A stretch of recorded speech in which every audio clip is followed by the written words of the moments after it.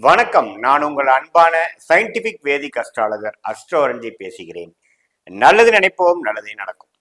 தொடர்ந்து நம்மளுடைய சேனல்ல வரக்கூடிய வீடியோஸ் எல்லாம் பார்த்துட்டு இருப்பீங்க நம்புறேன். சயின்டிபிக் வேதிக் அஸ்ட்ராலஜி முறையில அறிவியல் சார்ந்த ஜோதிட கருத்துக்களை பார்த்து கொண்டிருக்கிறோம்.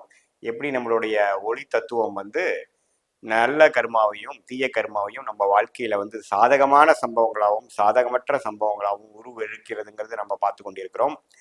அந்த அடிப்படையில் பார்த்தீங்கன்னா இந்த வீடியோல தமிழ் புத்தாண்டு 2025 எத்தகைய ஒரு ஆண்டாக கும்பராசிக்காரர்களுக்கு இருக்க போகுதுங்கிறது பார்க்க போறோம். அதுக்கு முன்னாடி சேனலை ஃபர்ஸ்ட் டைம் வரவங்க சப்ஸ்கிரைப் பட்டன் கிளிக் பண்ணுங்க. ஸோ தட் தொடர்ந்து நம்மளுடைய வீடியோஸ் உங்களை அடைந்து நீங்கள் பயன்பெறலாம்.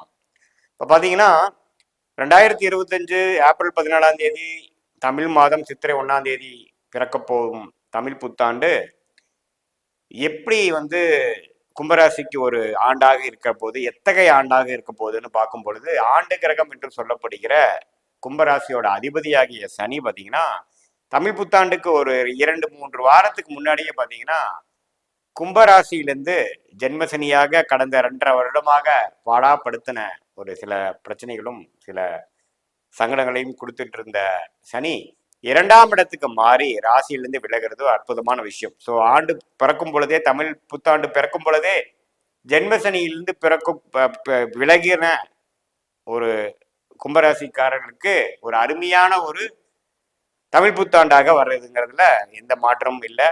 பெரிய நல்ல பிரச்சனை விஷயங்கள் வரலினாலும் ஒரு பிரச்சனைக்குரிய ஒரு டைம் போகிறதே ஒரு பெரிய ரிலீஃப்ங்கிறது தான் முக்கியம். ஸோ அந்த அடிப்படையில் பார்த்தீங்கன்னா ஜென்மசனி முடிந்து தமிழ் புத்தாண்டு பிறக்கிறது பார்த்தீங்கன்னா கும்பராசிக்காரருக்கு அருமையான மாற்றத்தை கொடுக்குதுங்க. மனம் புத்துணர்ச்சி அடைகிறது, நல்ல ஒரு பழைய போயிட்டு இருந்த ஒரு சில பிரச்சனைகள்லாம் நீங்கி கொஞ்சம் கிளாரிட்டியும் மனசுல ஒரு ஹோப்பும் தன்னம்பிக்கையும் பெறக்கூடிய அமைப்பு இருக்கு. அதே சமயத்துல குரு பார்த்தீங்கன்னா மே 14ஆம் தேதி 4ஆம் இடத்துல இருந்த குரு 5ஆம் இடத்துக்கு போய் 11ஆம் இடங்கிற லாபஸ்தானத்தை பார்க்கும் பொழுது அருமையான பலன்கள், கை மேல பலன்கள், வீட்டுல சுப விஷயங்கள் நடக்கிறது, வேலை நிமித்தத்துல நல்ல மாற்றம், தொழில அபிவிருத்தி, லாபங்கள், குடும்பத்துல கல்யாணம் ஆக முடியாம இருக்கிறவங்களுக்கு சுப விஷயங்கள் நடக்கிறது, ஒரு சோஷியல் கேதரிங் மாதிரி ஒரு ஃபங்க்ஷன் நடத்தி அதுல சந்தோஷம் மகிழ்ச்சி பெறுவது, அது மாதிரி நல்ல பலன்களை கொடுக்கக்கூடிய அமைப்பு கண்டிப்பா கும்பராசிக்காரர்களுக்கு கடந்த 2 வருடங்களுக்கு அப்புறம் ஒரு அருமையான அமைப்பு வருது.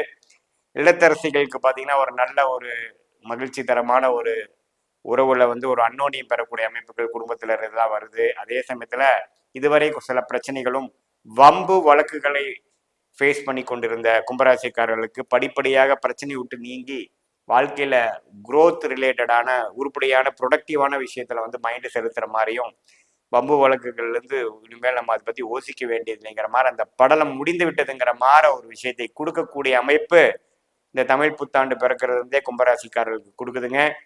அதே சமயத்துல ராகு ராசிக்குள்ள கேது 7ஆம் இடத்துக்கு குரு பார்வை ராகு பெறுவது பாத்தீங்கன்னா என்னமன்னா இன்னும் கொஞ்சம் நம்ம பண்ண வேண்டிய விஷயத்துல இன்னுமே ஒரு திடமா செய்யறது, இதுவரைக்கும் இழந்ததுல ஈடுகட்டுற மாதிரி ஒரு முடிவோட இறங்கி பெரிய லெவல்ல ஜெயிக்கக்கூடிய அமைப்பு.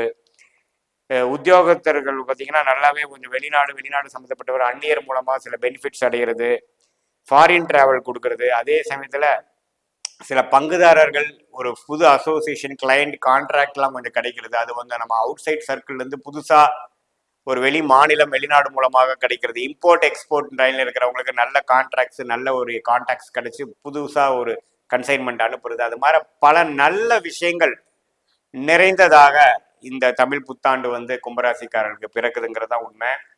ஸோ படிப்படியாக உங்களுடைய நிதி நிலைமைகள், உங்களுடைய மற்ற உடல் ரொம்ப பாதிக்கப்பட்டுச்சு கடந்த 1-1.5 வருஷமாக. அதில் கொஞ்சம் தேர்ச்சி, உங்களுடைய ஜென்ரல் கிளாரிட்டியே பார்த்தீங்கன்னா உங்களோட அண்டர்ஸ்டாண்டிங், உங்களோட டெசிஷன் மேக்கிங் எல்லாமே ஓரளவுக்கு பெட்டராக இருந்து ஒரு ரிலேஷன்ஷிப் முதல் 1.5 வருஷமா சரியில்லாமல் போனதெல்லாம் கொஞ்சம் சரியாகி இப்போ பழைய அந்த டைம்ல பார்த்தீங்கன்னா சோஷியல் லைஃபே குறைச்சு நண்பர்களோட அதிகமாக பழகாமல் எதுலேயுமே இல்லாமல் தனித்து இருந்த கும்பராசிக்காரர்கள்லாம் கொஞ்சம் பழைய மாறம் மெயின் ஸ்ட்ரீமாக சோஷியலில் மிக்ஸ் ஆகக்கூடிய அமைப்புகள், ஒரு நார்மல்சிக்குள்ள வரக்கூடிய அமைப்புகள், நல்ல அனுபவம் பெற்று ஒரு நல்ல ஒரு விவேகம் உள்ள ஒரு நபராக மாறின ஒரு காரணத்தால் சனியின் ஜென்மசனி அந்த ஒரு தாக்கத்தை உங்களுக்கு கொடுத்த காரணத்தினால் உண்மையில வரக்கூடிய விஷயத்துல ஒரு ஆர்வமாகவும் கிராட்டிடியூடனும் நன்றியுடனும் வாழ்க்கைனா என்னங்கிறது தெரிந்து விவேகமாக எல்லாமே செயல்படக்கூடிய அமைப்புகள் கண்டிப்பா கும்பராசிக்காரர்களுக்கு உண்டு. உறவுகள்ல நல்ல ஒரு மேன்மை, அன்னோனியம், பணம், புழக்காட்டில் நல்ல விஷயங்கள், மாணவர்கள் பார்த்தீங்கன்னா கொஞ்சம் படிப்படியாக நல்லா படிக்கக்கூடிய அமைப்புகள், அவங்களுடைய கெட்ட சேர்க்கை சகவாசம்லாம் நீங்கி இப்போ ஒரு நல்ல படிக்கக்கூடிய ஒரு நல்ல ஒரு திடமான ஒரு மைண்டும் கான்சென்ட்ரேஷன் ஃபோக்கஸ் எல்லாமே கிடைக்கக்கூடிய அமைப்புகள் வந்து கும்பராசிக்காரர்களுக்கு தமிழ் புத்தாண்டிலிருந்து கிடைக்கக்கூடிய அமைப்புகள் உண்டு. கல்யாணம் ஆகாமல் நம்ம லேட்டாக ஆகிட்டு இருக்கிறவங்களுக்குலாம் டக்குன்னு இந்த ஏப்ரல் மேக்கு அப்புறம் நடக்கக்கூடிய அமைப்பு, இது எல்லாமே ஓரளவுக்கு நல்ல ஒரு சாதகமான ஒரு பலன்களை கொடுக்கக்கூடிய ஒரு அமைப்பு வந்து தமிழ் புத்தாண்டு. இந்த குரு பயிற்சி, ராகு கேது பயிற்சி, சனி பயிற்சி மூணும் சேர்ந்து கும்பராசிகள் கொடுக்கறது தான் உண்மை. இதுவரை ஜென்ம சனியத்துல 30 வருஷத்துக்கு முன்னாடி ஒரு தடவை வரக்கூடிய ஜென்ம சனியிலிருந்து நீங்கிறதே ஒரு அருமையான விஷயம். எல்லா வயதினருக்கும் நல்ல தாக்கத்தையும் நல்ல மாற்றத்தையும் கொடுக்கக்கூடிய ஒரு அமைப்பாக குரு 11ஆம் இடம் லாபஸ்தானத்தை பார்ப்பதனாலும், சனி வந்து ஜென்ம சனியிலிருந்து நீங்கிறதுனாலையும், 12ல் இருந்த ராகு ராசிக்குள்ள வந்து குரு பார்வை பெறுவதனாலையும், 8ஆம் இடத்தில் இருந்த கேது 7ஆம் இடத்துக்கு வருவதனாலும் எல்லாமே ஒரு நல்ல மாற்றத்தை கொடுக்கக்கூடிய அமைப்பு உண்டு.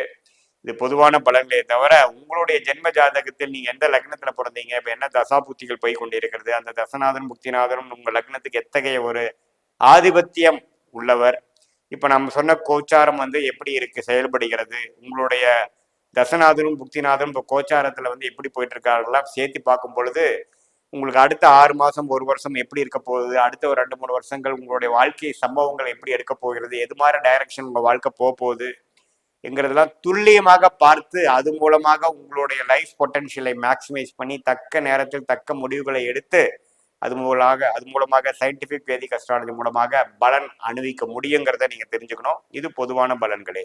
மீண்டும் மற்றொரு காணொலியில் சந்திப்போம். நன்றி, வணக்கம்.